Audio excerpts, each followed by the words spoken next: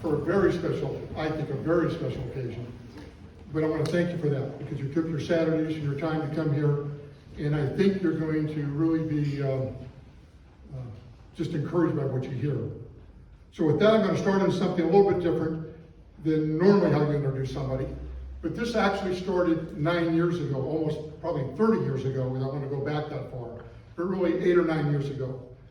A good friend of mine, Mr. Sam Cates, who's with us this morning, an old fishing buddy of mine, called me one day and said that he had applied for a job opening with a company named Barnhart Crane and Rigging, which meant nothing to me, not being in that business. I said, well, that's great. He said, can I use you as a reference, a personal reference? I said, sure, go right ahead. Well, a few weeks later, he calls me up and said, guess what? I got hired by Barnhart Crane. And I said, well, that's great, but I'm a little disappointed and a little surprised. They never called me for a reference. So Sam knows I joke around a little bit. I said, do you have Alan's personal email address? I want to write to him. Sam said, sure. He gave it to me. Another surprising thing, because when you think about it, that's not usual to get the president and CEO of a company's personal email, especially when you've just been hired and not knowing what I'm going to write in. But Sam, in his wisdom, I think, knew exactly what I was going to find out later on about Alan Barnhart. So I sent him an email address. And I'm going to sort of paraphrase what I wrote down on my flip phone that I had at the time. I said, sent Alan a message that you don't know me, but I'm a personal friend of Sam Cates, who you just hired as an employee for your company. And I'm thinking, Alan Barnhart's not going to know who Sam is, so I sort of introduced it that way. And I said, I want to be sure one thing to remind you that Sam was a fantastic hire. He's going to do great jobs for your business. He's going to promote it. He's going to be a great addition to that. Even though you didn't call me, put the cell phone back in my pocket. And here's where the story really starts. 10 minutes later, the phone starts to buzz. And I pick it out of my pocket, and it's an email from Mr. Alan Barnhart. Unheard of. I don't get emails that quickly from any of my family, I know that. So I'm going to read in brief what he said. And he said, thank you for the kind and uplifting words. I said, wow, that's pretty good. Yeah. So to put it in perspective now, and this is where we're really going to start, understand this, I got a reply back from a president and CEO of a company that hires and has working for him over 1,000 people, over 50 locations, that does around $500 million in revenue per year. He's answered a call from somebody he's never met, never talked to, not a customer, nobody that can contribute to his bottom line $1 single, and he replied back. That told me about the character of the individual. In fact, it told me more than that. I've been in a lot of businesses where they hang the purpose statement up on a wall in a foyer or office of nice sounding words. Well, what I found out from Alan Barnhart is that purpose statement, they do every single day, and how they do stuff, what they do, and more importantly, for the purpose for why they do it. And on top of that, and you'll hear about this later on, not only that, but they give the credit and the praise to who really runs their business. To me, that was fantastic. So I took advantage of that and said, Sam, why did you ask Alan, would he even consider coming out and talking to a small group in the Pacific Northwest sometime to tell him about the Barnhart story? Typical Alan Barnhart. I'll give you his reply, at least paraphrase it. Alan said, it would be his honor and privilege to come out and talk to the group. So I've waited almost 8 years.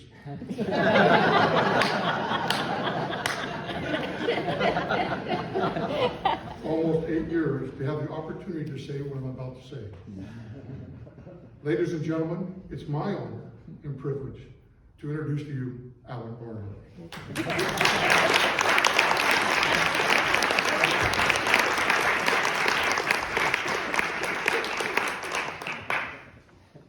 I'm glad I returned that email. Oh, it is a joy to be with you guys and to be able to share a little bit of our story. It's a privilege. God has done an amazing thing. We're very ordinary people serving an extraordinary God. Amen. I want to be able to tell you a little bit about what He has done. I grew up in Memphis, Tennessee. Wasn't a believer until in high school. I got connected with a group called Young Life. They came out to my high school and shared the gospel with me, and ended up embracing my faith in high school. And I went off to college, and it's a time when a lot of people kind of shuck their faith and their morals. And for me, it was the opposite. I grew a lot in my faith during 4 years in college, and it was a time when I was getting out of college. I had studied engineering, planning to come back and work in the family business. And people were saying to me, you ought to go to seminary, or you ought to go on Young Life staff. Go into full-time ministry. Do something significant with your life. And as I prayed about that, I said, God, I'll go wherever you want me to go, do whatever you want me to do. But I came to the conclusion that all of us who are followers of Jesus are in full-time ministry. Amen. We're called to use our skills and our gifts completely to serve God.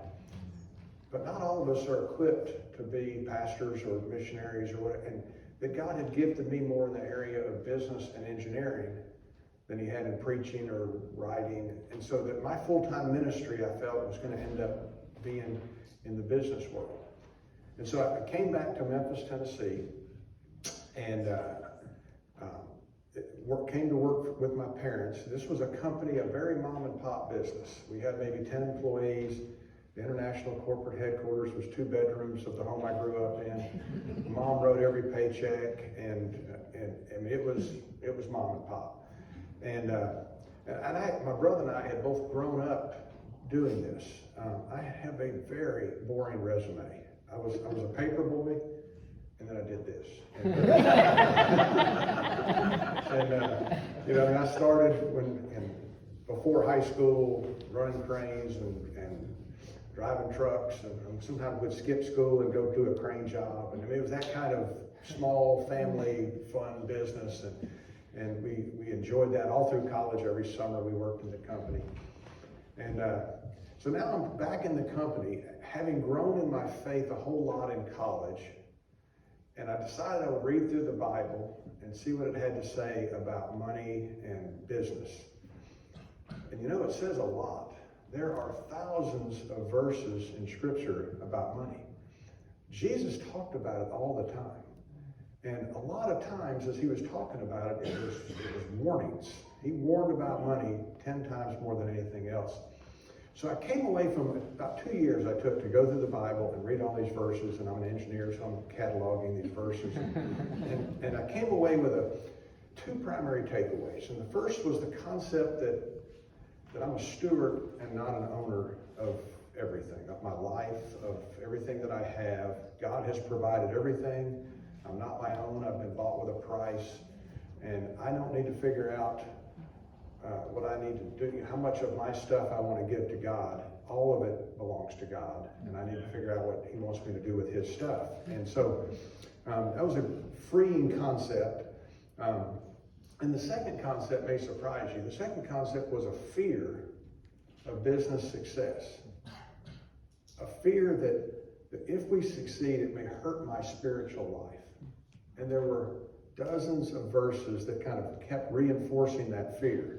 What verses come to mind that would make you fearful of business success?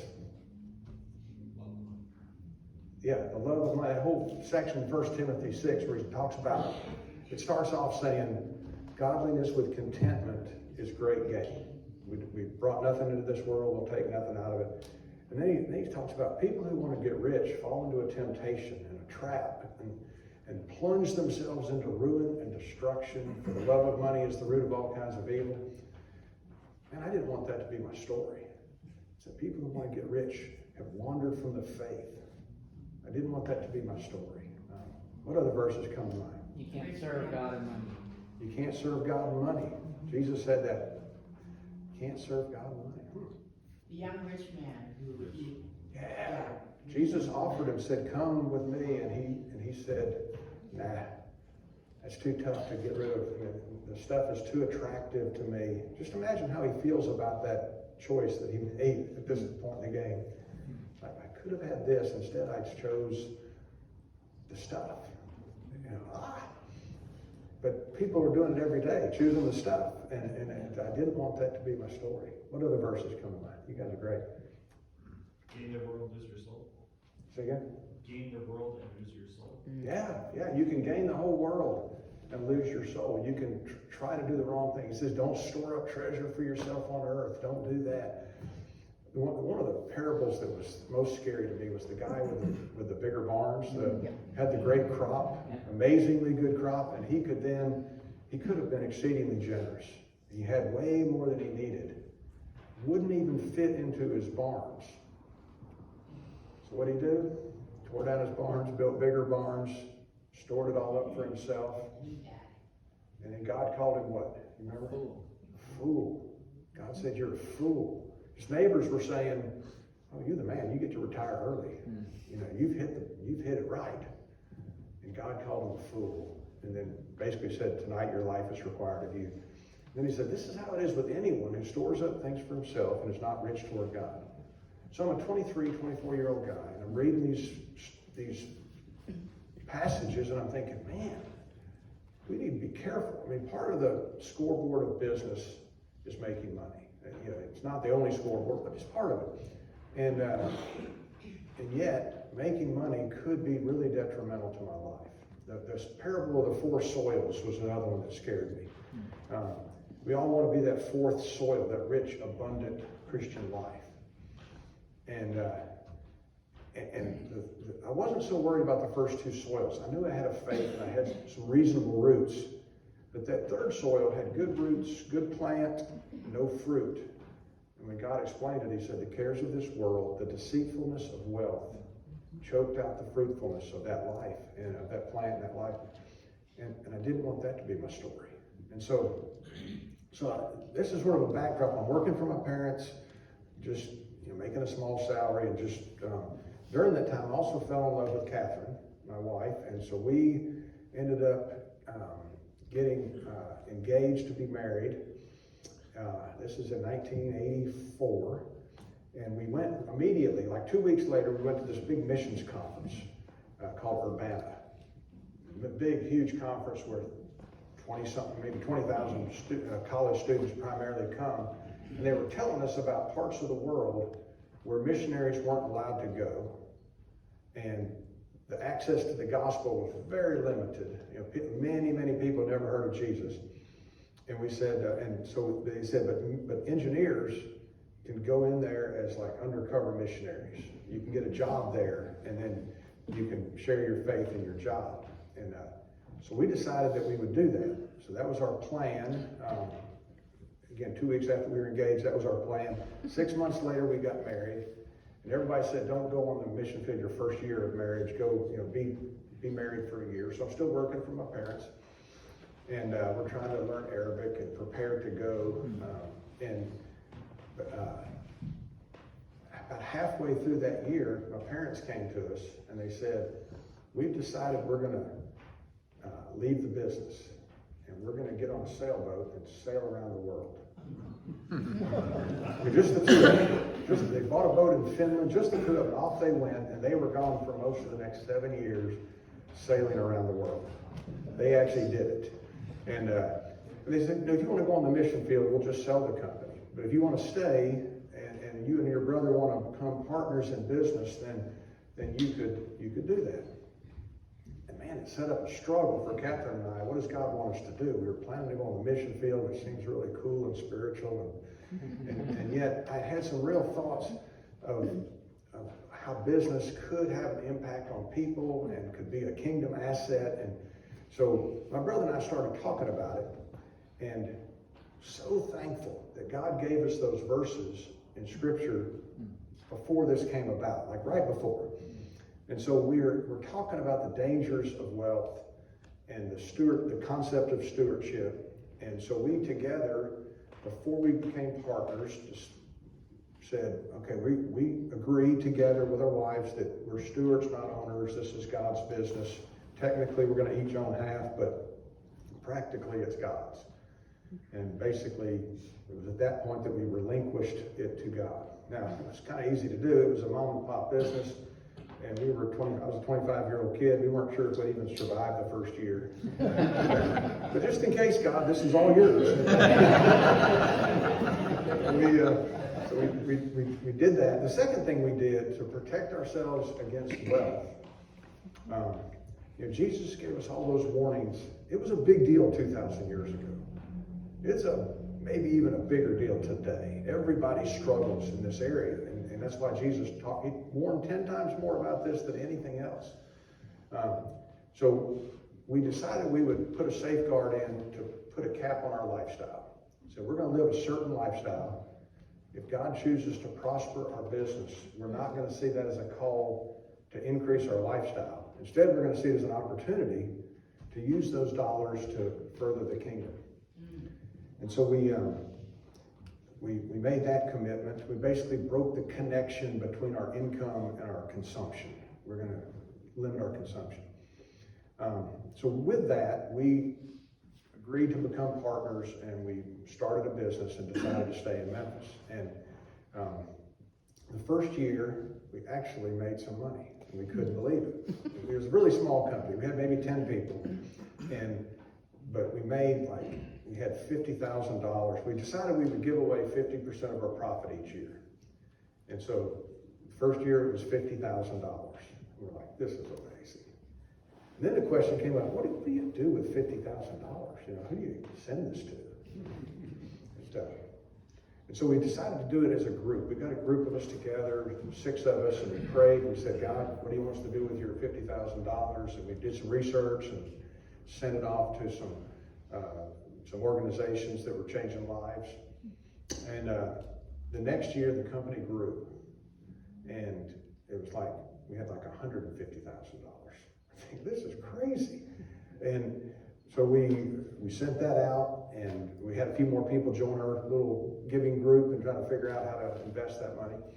And long story short, the company grew 25% a year for the next 23 years. And so it went from this little bitty company in Memphis, Tennessee. At first our full marketing thing was one page that had a list of 8 cranes on it and a 7-digit phone number. I mean, we were local, man. We didn't need an area code. But the company just started to grow. And by 2008, the company had grown to like 1,000 people and working all around the country, and $250 million of revenue. It's like, wow. And so God allowed us to be part of this, and we the dollars that we were able to send out each year kept going up, and the number of people in our company that joined the process of figuring out how to send it out went up. And we're not a Christian company. There's tons of non-believers at our company. You can believe anything or nothing and work at our company. But there are a fair number of people who've really been motivated by the concept of profit with a purpose and trying to figure out how to invest the kingdom dollars. And so we do all that with basically volunteers from within the company or spouses. And that's been a treat, trying to figure out how to do this. And so it went from hundreds of thousands to soon it was $1 million a year we were giving away. We're like, golly, now what do we do? And we kept learning more and doing research and getting more relationships around the world. And we decided we would send most of the money to hard places in the world. And so then from 2005 to 2008, the company grew from 50 million to 250 million. It was a crazy time for our industry. Everybody was doing well, and we were making piles of money. And went from $1 million a year to $1 million a month we were sending out. And we're just amazed. Now, these numbers, when I start talking about these numbers, I hope you don't get impressed with the numbers in terms of, God is not impressed with the commas and the zeros. That's not what he's about.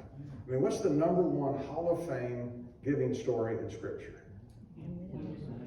Widow's mite. Is some major donor? No. It's a little widow's mite. And we have never given away a nickel that God didn't provide to us. We're just trying to be a conduit. I heard a story the other day. You guys probably don't have, I'm sure you don't have them here, but back in the day, they used to have these little envelopes where you could put your money for church. You guys ever see those? And you put your nickel in or whatever. And we were talking to people and they were remembering how their parents would give them a nickel to put into the envelope to take to church. And they said, it really didn't even seem like our money because our parents were giving us this money. Or one said that the dad would just hand dollar bills down the thing right before the plate came and put the dollar in the plate. And that's kind of how I feel. I don't feel like I'm being generous. I feel like God's handing me the dollar bill and I'm putting it in the plate. And I guess I could. One of the people had a memory of absconding with the quarter. So I could abscond with it. But man, I would think that would be so dangerous, And so it's just, God continues to provide, and we just want to be a good conduit. And so it's been an amazing story to see what God has been able to do. The company has continued to grow, but in 2008 we had a problem. My brother and I each owned half the company, and as far as we were concerned, God owned the company. As far as the IRS was concerned, we each owned half. and if one of us was to have died, there would have been tens of millions of dollars in estate taxes, and it would have really crippled our company. And so we were thinking, we don't really have this thing set up well. And so we started getting to advisors, and how do you work through these estate planning things, and it's cumbersome and it's expensive. And in the midst of that, we said, this is God's company. Let's just see if we can give it away, put it into a charitable trust. And so we went to our advisors and we said, we decided we want to give away the company. And they thought that was a really bad idea. They said, you're either 40s and this thing's worth hundreds of millions of dollars. You can't just give this thing away. I think we can. So we connected with a group at the National Christian Foundation, and in 30 minutes, this guy told us how we couldn't give away 100%, but we could give away 99% of the company, and keep the last 1% that had the control of the company. We put all the voting stock in that 1%. And so in 2007, 2008, we gave away 99% of the company. And and some people think that was just crazy, but you guys probably don't, because God had taken this thing from a little company to a medium-sized company. And at what point along the way should we say, now it's mine? It just didn't make sense to us. It was God's to begin with, and it stayed, and we just, God, you've done this with it, and we just saw that the stewardship of having the stock owned by somebody other than us was better. It greatly reduced our tax bill. It reduced the problems we might have if one of us died, and it was really a freeing thing. It was not a gut-wrenching thing to sign those papers. People say, when was it that you gave away the company? I basically say we did in 1986 when we started it. In 2008, we signed those papers where we're no longer the owner, but we had done it many years before. And so it didn't change didn't change our life. I mean, it did change my personal balance sheet a heck of a lot, but it didn't change my life at all. We continue to live the same life that we've been living all the way along. And one of the miracles is my brother and I have been partners now for 37 years. And he and his family have watched hundreds of millions of dollars flow through this company and out to ministry. We have never once argued about money.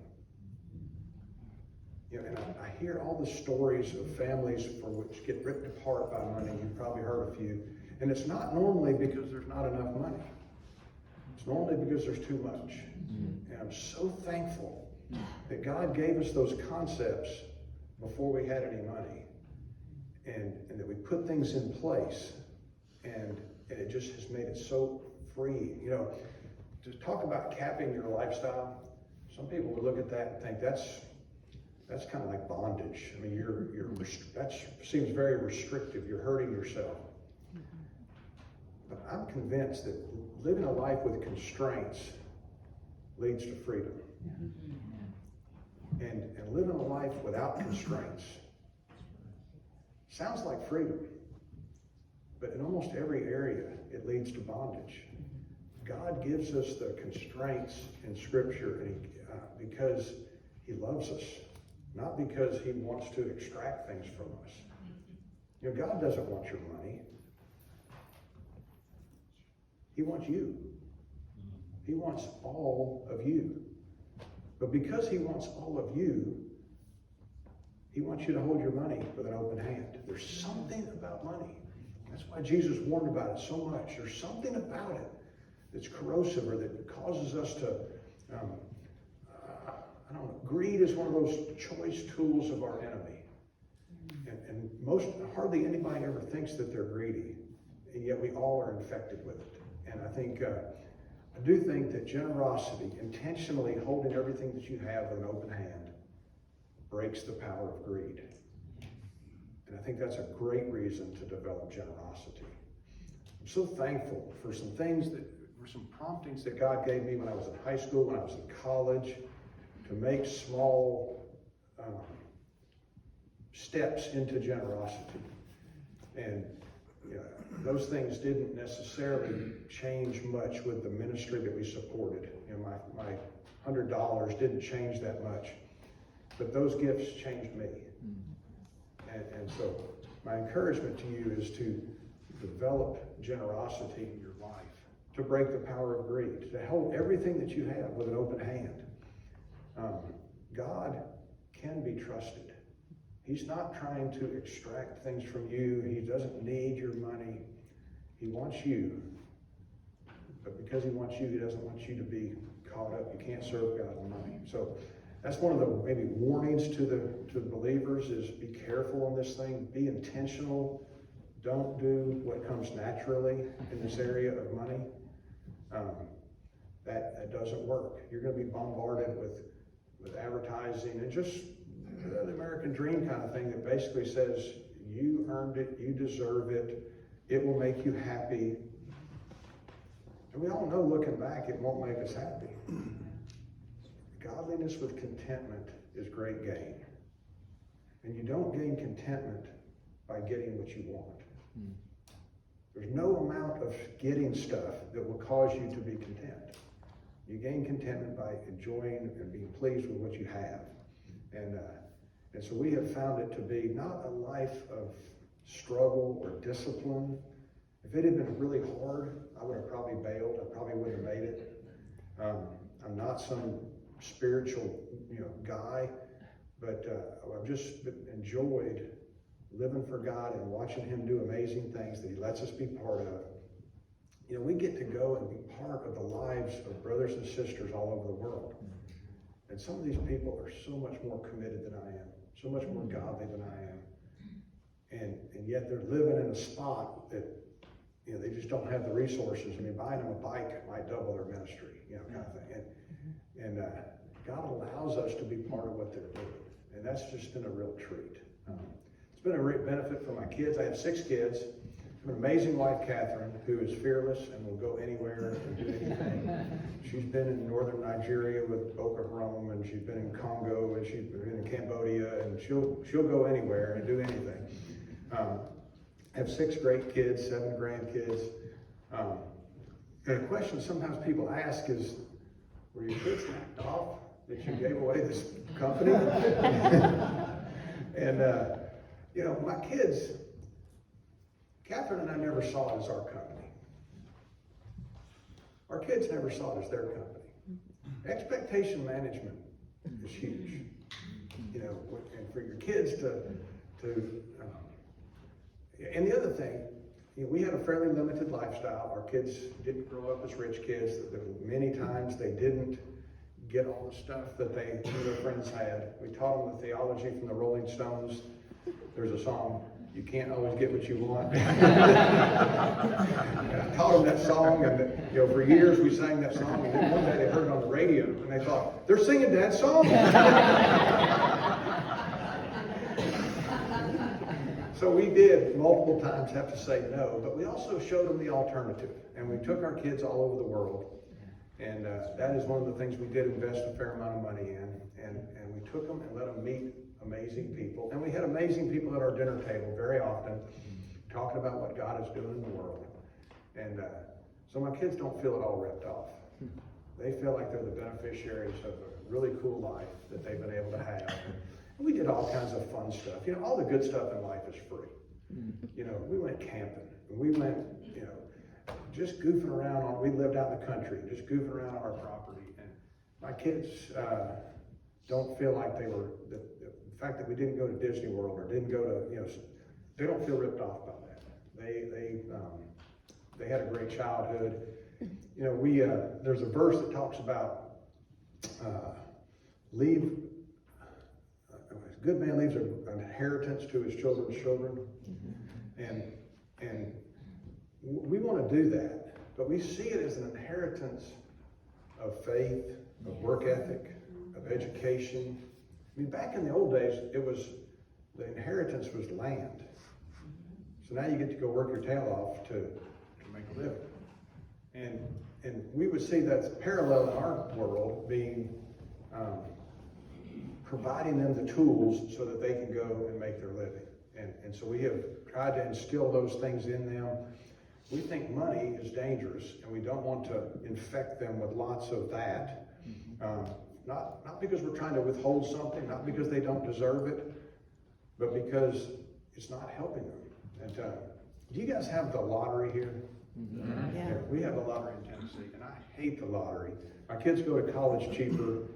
Basically, poor people are subsidizing my children's education by buying lottery tickets. But the worst thing about the lottery, the biggest victim of the lottery is who? The guy that wins. His life is ruined. And we don't want to effectively cause our kids to be lottery winners and feel like their motivation could be impaired, their life could be impaired. We don't want that for them. We don't want to do that to them. And so that's why we have chosen the way we've gone. Anyway, so that's kind of how we've done with our kids. It's also been life-changing for a lot of the people who work in our company. As they see what God has done, and they say, this is hard to argue with. It's a really weird strategy. We're in a very capital-intensive business. We have pieces of equipment that cost millions of dollars, and we have hundreds of millions of dollars of equipment. And we send out from our company 50% of our profit each year. That's a very odd strategy for a capital-intensive business, and you would think that just can't work. And if you leave God out of the equation, it's a really bad strategy. But he's a really big thing to leave out of the equation. And we have, my brother and I each put in $20,000 in 1986. No additional money's come into the company.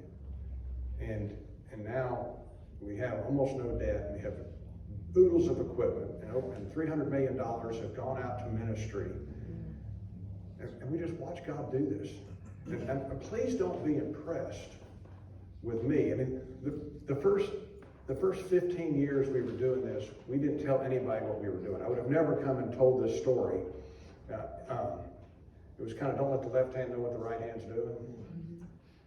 And after about 15 years, guys approached me and said, God's done an amazing thing. This isn't about you. You need to be willing to tell what God has done. And a few verses before the don't let the left hand know, it says, let your light shine before men in a way that they see your good works and do what? Glorify God. But if that's the result of this Saturday, that you guys say, God is amazing. Amen. Even with this guy from Tennessee, who never took a business class, and God can do amazing things, and He has. And so I'm honored to be able to come and tell you the story of what God did and how He has blessed us and how it has been a great benefit, and how He blessed us with His warnings, His safeguards, that I think our life could have been so complicated and so messed up if we had not gotten those verses at that age. And so it's just been very freeing for us. So that's a bit of our story. I wish Catherine was here to tell you more of it. There's actually somebody had made a video kind of a little bit of our family, and if you just Google Alan Barnhart, you can watch it, and then you'll meet my much better half, who's great. And but it's been a joy to be able to share with other believers, and I just still encourage you guys to be reading Scripture and paying attention. And in this area of money, I'll just underline that warning to say, be careful. Be on your guard against all forms of greed. Jesus said that. Be intentional about this area, because it probably will get you if you're not. And even if you don't have a lot of money, it's not a matter of it'll get you if you have a lot of money. It's a big deal for everybody. And back 2,000 years ago, the lifestyle they had was, our poorest people lived much better than they lived back then. But it was a big deal. So I just would encourage you to not allow our enemy to use that tool in your life, and just continue to develop generosity. Hold everything you have with an open hand. As long as you're holding it out to the God of the universe, that may seem scary, but it's you're holding it out to the right person. And as you think about, what does that mean? How then shall I live? I would say keep talking to the owner about how you should live. So anyway, thank you so much for giving me the time to do this.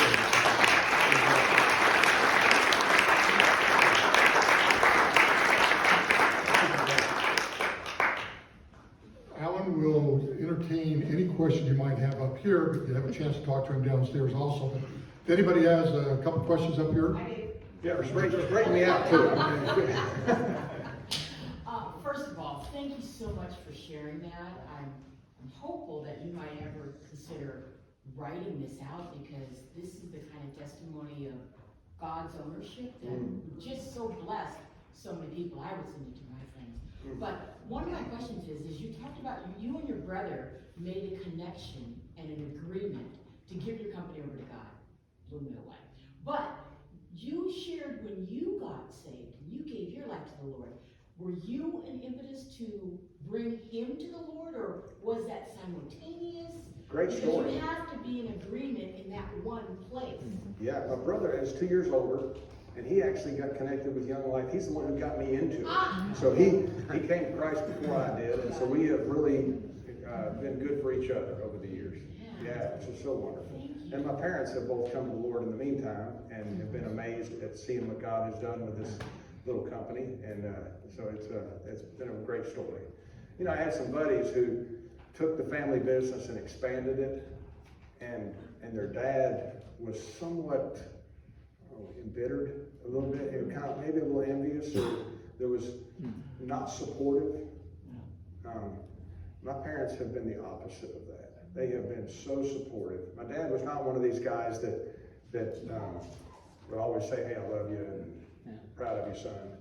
But he does now. And every time I'm over there, he says, "Son, I'm so proud of you. What you're doing is so great." It's just, it's wonderful. So I've been so blessed to have the parents that I had. And great question. Curious, could you share kind of how you feel blessed in other areas of your life, kind of more holistic, because of your attitude towards money and how you operate your business and stuff? Yeah, it's hard to sort it all out. I don't think there's a quid pro quo. If you'll give God this, He'll get you that. And I don't think there's, but I do think you do reap what you sow. And I think there is that's a biblical principle. I think the blessing of my family, of my wife, of my coworkers, I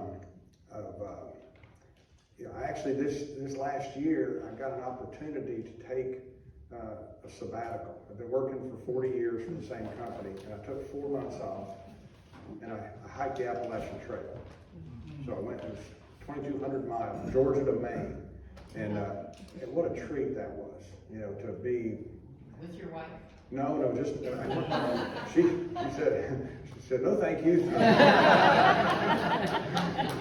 She said, I got plenty to do, you just go right ahead. She encouraged me to do it for years, I finally did, but what a great joy that had been, you know, to be able to be out in the woods by myself for a lot of time. I'm an amazingly good singer when I'm by myself.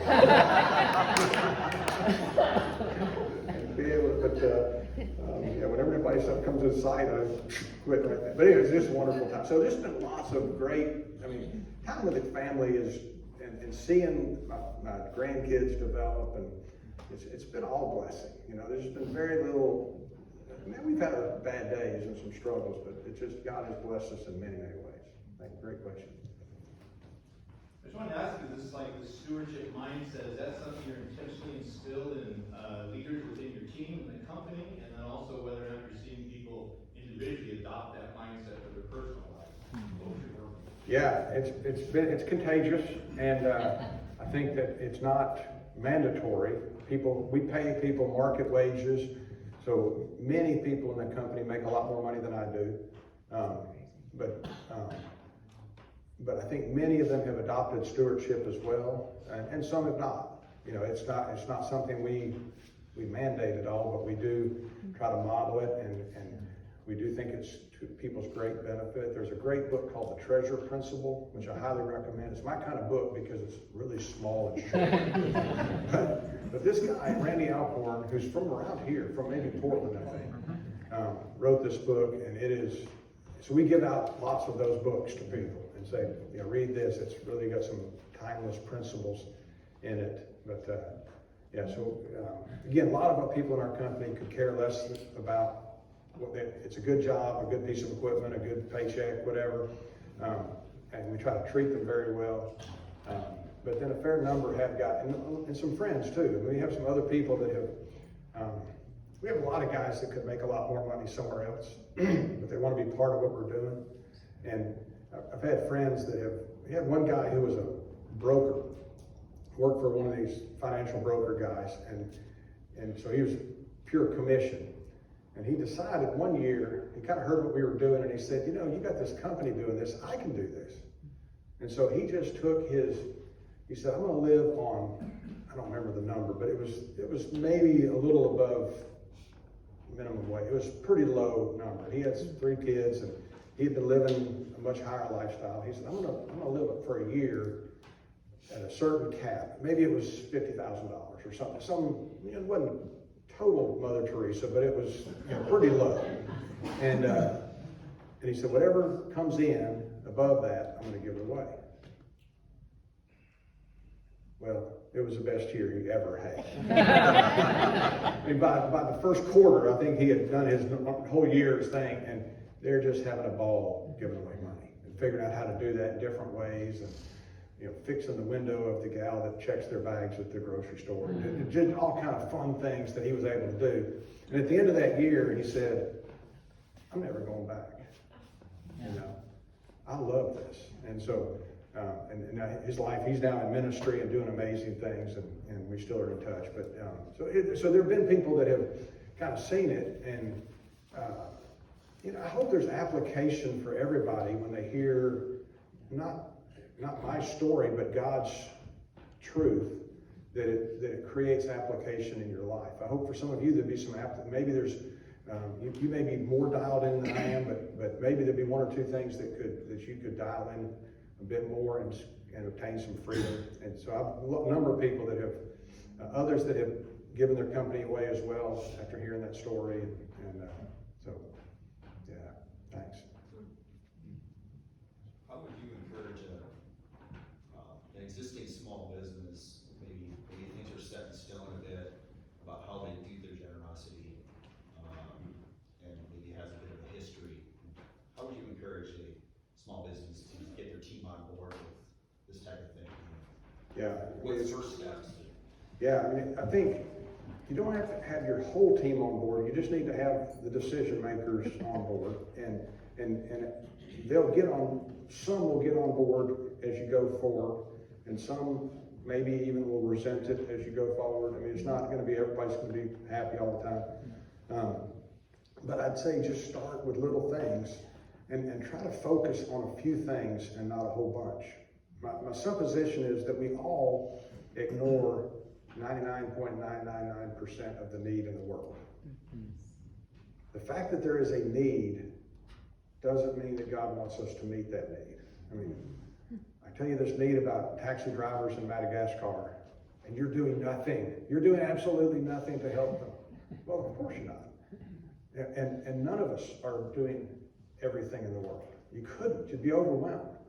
And so when people come and say, with a passion, and say, I've got this amazing need, and let me tell you how much of it, how bad this is, or how much of a need it is, we don't see that as a call to action. We see that, bless you, thank you for doing that. That doesn't mean that God's asking us to be involved in it. And so to try to be intentional about saying, what is it that we want to be involved in? What is God calling us to do? Which is time prayer and figuring that out. And then just feel okay about doing a few things, and then do a few more things. And if you just try to be responsive in your giving, it can be really overwhelming. And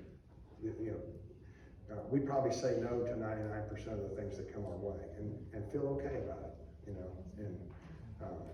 And there's a lot of things like Young Life. I love Young Life because I came to Christ through Young Life, but they've got lots of other people that will send money to them, and our money's going to go out somewhere. And so we tend to we don't want to get in line in front of others on organizations that will be able to raise the money relatively easily. So there's some things that we love and we think are wonderful, and we don't send them money.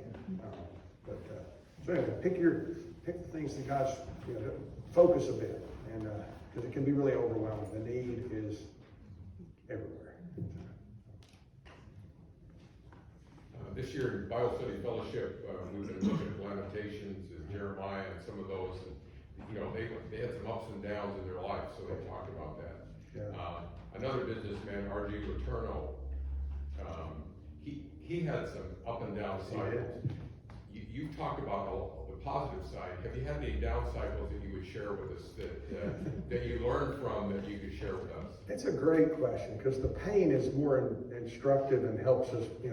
The things that we don't ever want to see happen end up being more of a blessing than the nice things. And yeah, we've had plenty of bad days, and we've done some things as a company that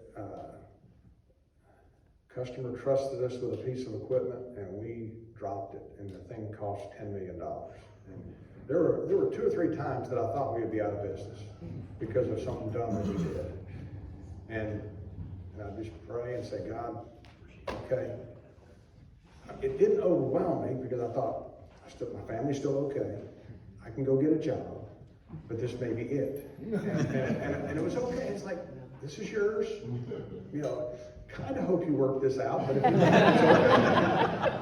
So yeah, there have been some struggles. There have been some interpersonal struggles have probably been the worst ones, including some with believers who were working in our company and didn't like some of the, we strongly believe in servant leadership, and not all people do.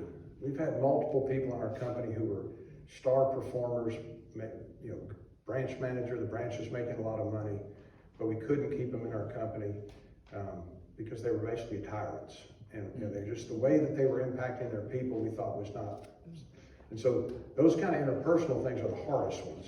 And so we've had, one time where the guy left and tried to basically take as many people with him as he could, and talking bad about us, and it just was, and he was a believer, and it was just like, gosh, this is rough. And but it's been, I tend to forget about the bad things, but it's each of those bad things, each of those accidents that we had. We've had 2 fatalities, even in the last 6 years. They were brutal. I mean, one guy was driving a truck and had a wreck and didn't have a seatbelt on, and was thrown out and killed. And so we've had a couple of really bad things happen like that that are gut wrenching, and you're going to funerals and it's tough. But there's been so much good that comes with it. And even those bad things, we are a much safer company because of some of those accidents that we had.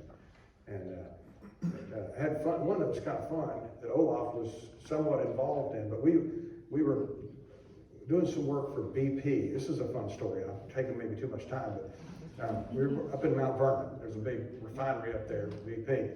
And we're a company out of Memphis, and so we don't come up here very much at all because it's a long way. But we got a contract from BP to take this vessel from a ship and put it on a barge and bring it to BP and stand it up and on the anchor bolts. And we have it on our barge and we're moving it through the water, and something we messed up in this piece, big old piece. I mean, hundreds of tons fell off the barge into the ocean. Into the ocean. And there's some ways that you can sort of dodge liability on ocean things. There's some different laws about maritime. And so the BP guys got on the phone like, okay, what are you guys going to do? You got our piece on the ocean. And we said, listen, it's completely our fault, and we're going to take care of it. We're not going to try to dodge the liability. We're going to take care of it. And it cost us millions of dollars to get that thing out of the ocean and back over to BP.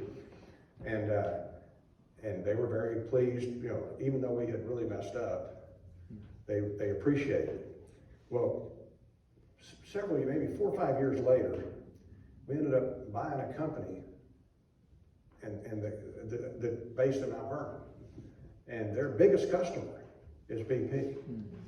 And if we had fought with BP, we might have saved $1 million, but it would have cost us tens of millions. You know, so some of those bad things teach you and can help you. And actually, I think we have a better relationship with BP.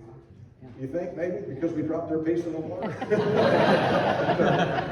I've been better off with it. But anyway, so we've had a lot of struggles, and I think we need to embrace those. Many people I've talked to that had terrible things happen, and they said it was the greatest blessing in my life. My sister went to prison. It was the greatest blessing in her life.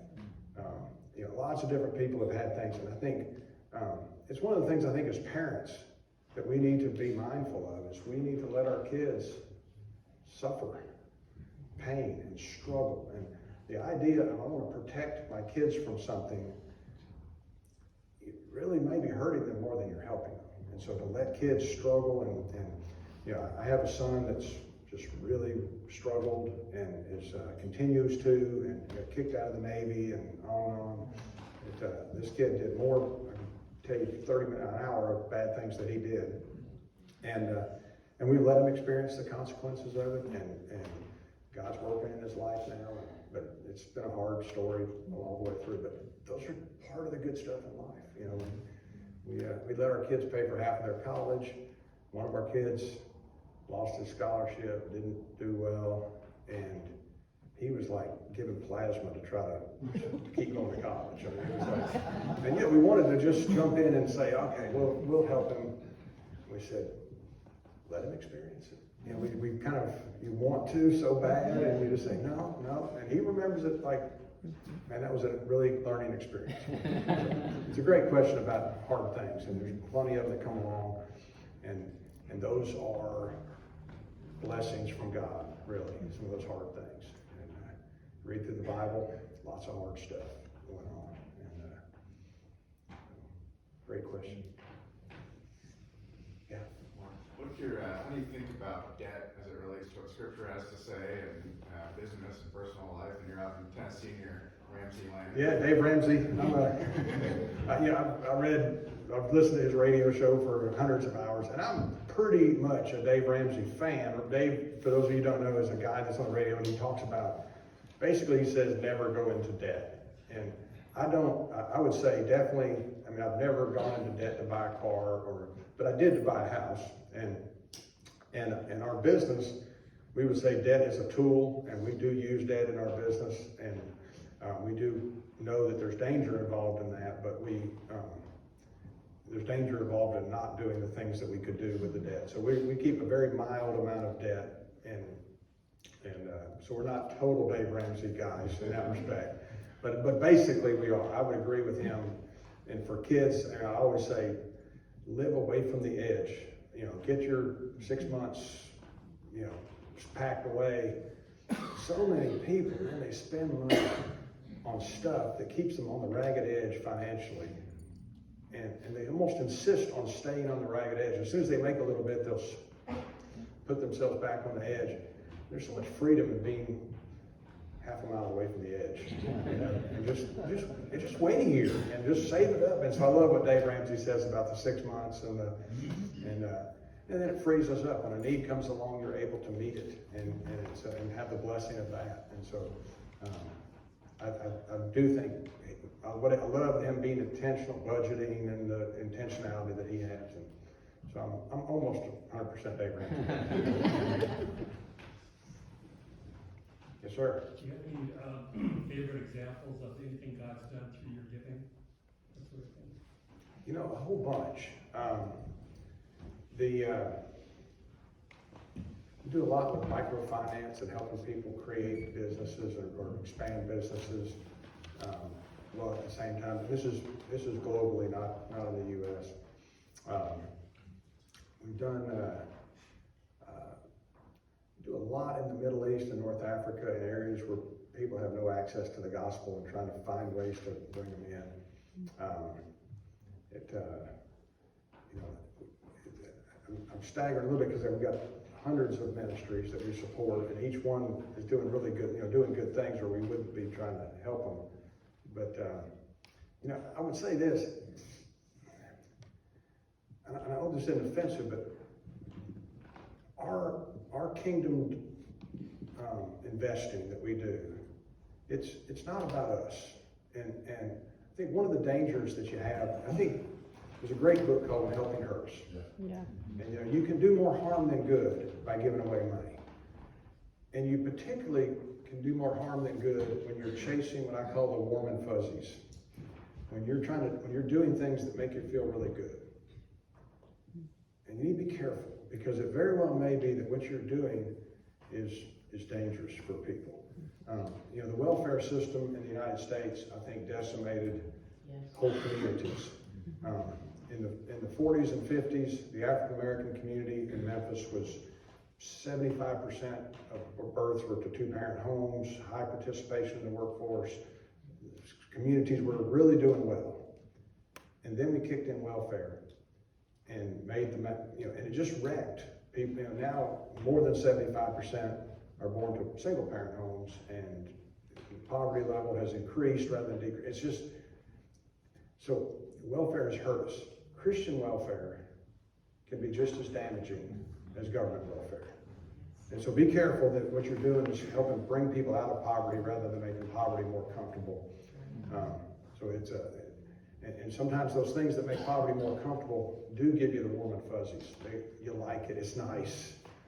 And yet, is it really part of the solution in somebody's life, or is it just something that's making you feel good? So I think it's something we need to be careful about as we give, that we're not chasing a great video or a great story. And so that's why I don't amass those stories, because it's not about us. You know, this is God's money. We're trying to distribute it. The blessings that are happening is because God's doing them. And, so I don't know if that's a good answer, but. How do you determine what ministries and organizations you guys support? We're kind of business-like about how we do that. So we would say we want to be as strategic in our giving of money as we are in our making of money. And so we look hard at an organization. We do what we call due diligence. We go and meet them and do research on them and get references on them. And we're looking for three things. Do they have godly leadership? Do they have a coherent strategy that's doing something we think is worth doing? And do they have a reasonable track record?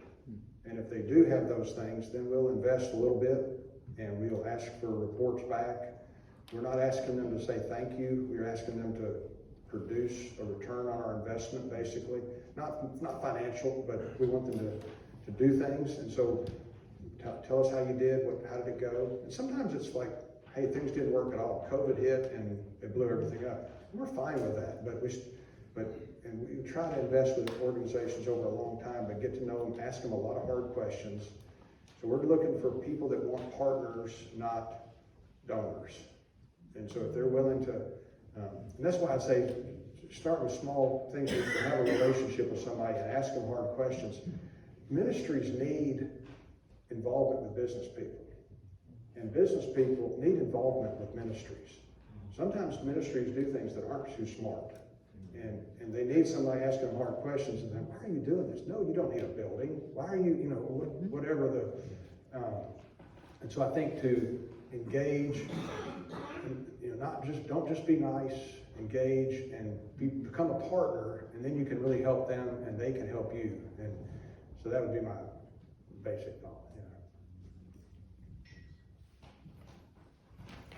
Great questions.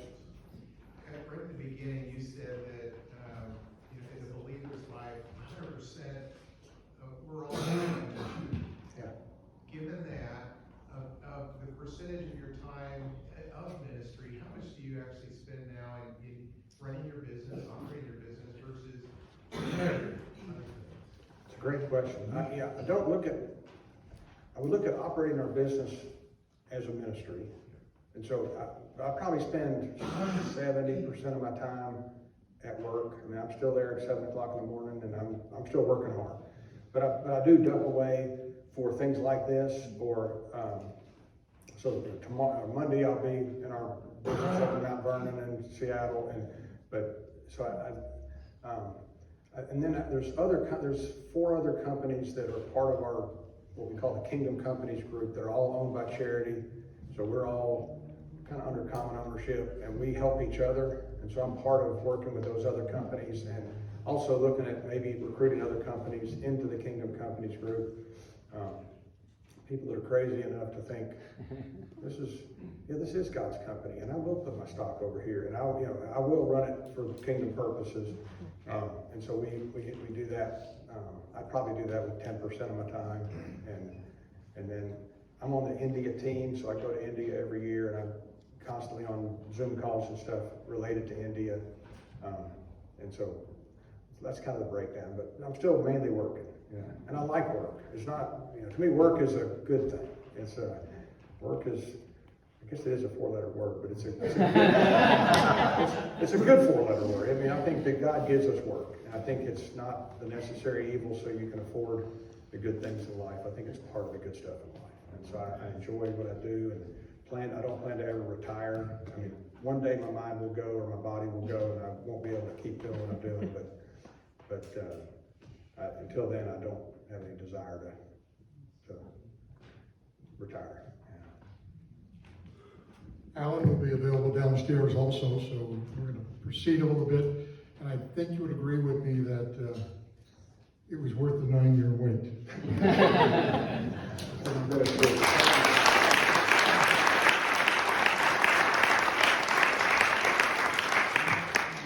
A couple things before we go downstairs.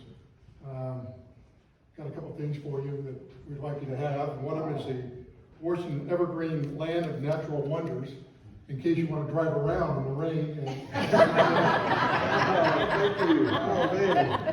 And the second one is a little birdie told me you like to hike and camp, maybe. A little bit. And there's a book here on hiking the Wonderland Trail, which is around Mount Rainier, 90 miles, and it can be a day trip or longer. That might take 3 or 4 days. Oh, thank you. That's awesome. Thank you. And now if Pastor Lynn would come up here for a moment before we go downstairs. Thank you so much.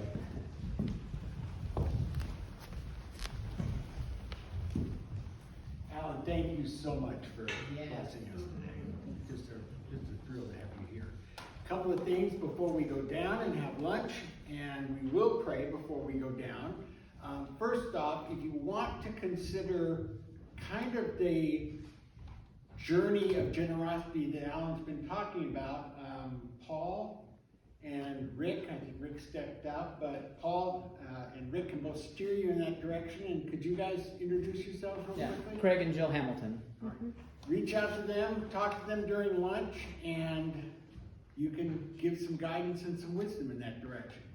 The other thing is, I obviously spend a lot more time in the marketplace than I have in ministry. I never expected to be kind of doing this for kind of full time. I spent a lot of years in the business world, and so the marketplace is super important to me and to us here. So we've got some sheet out in the foyer and then downstairs, because we want to do this more.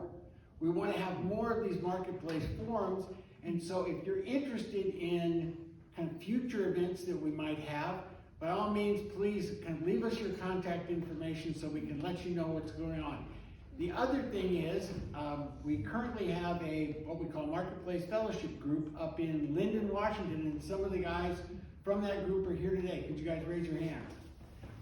If you want to know the value of that kind of group of Christian business owners and leaders getting together and talking about kingdom purpose for business, talk to these guys, because one of the things that we really want to do is create those kind of forums and cohorts here in Pierce County.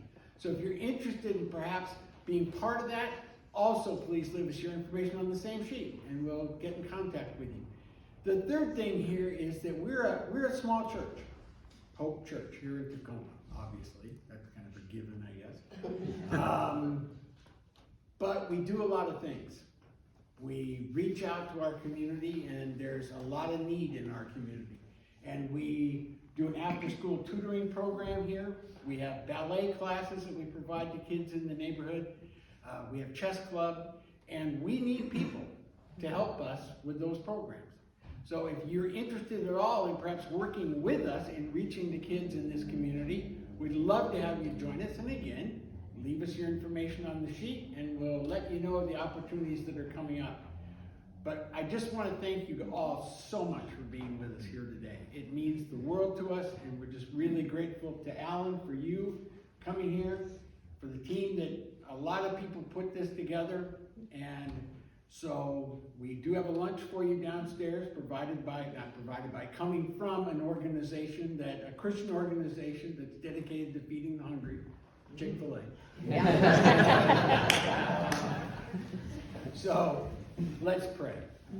Lord, I thank you for this time that we've had. I thank you for just the presentation from Alan and his heart and his sharing of his heart with us, and help us to all look to that as a focus that we need to emulate. So Lord, bless our time with our food and our meal and our time together to fellowship, and just continue on what you have begun in this sanctuary on this day. And I pray these things in your name, Lord Jesus. Amen.